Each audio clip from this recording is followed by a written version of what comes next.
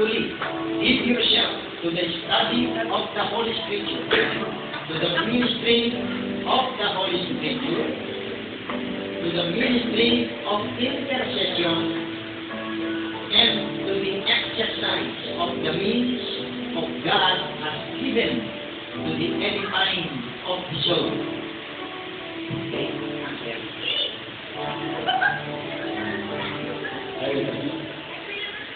are you willing to take charge of this congregation as their pastor, according to your declaration when you accepted their oath? Ayun. Ang kausap natin na kami. Do you conscientiously believe and declare, as far as you know, your own heart, that in taking upon you this church, you are influenced by a sincere desire to promote the glory of God and the good of His church? Ayun po. Siya na lang.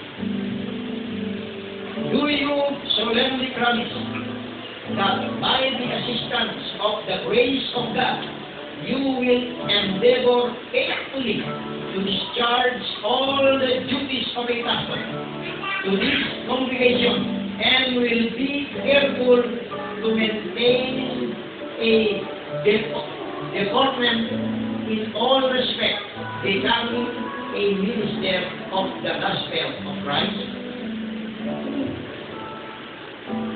Ayun. Okay. Narinig po natin ang kasagutan sa kanyang pagtanggap na pagkakaroon sa kanya bilang pastor sa simbahan ito ng Pilar Village Church.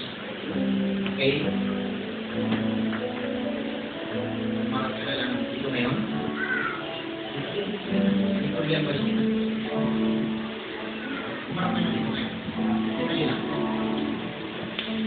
Brother Ariel, I hereby install you in the office of pastor of charge in the name of our Lord Jesus Christ, and let all the people say, lahat po ay magsaling amen.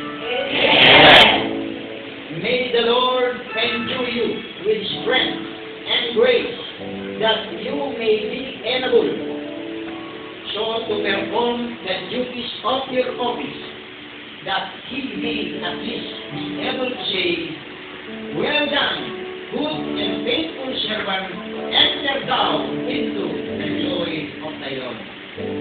Glory to God. Minsan pa po nga tayo kumawit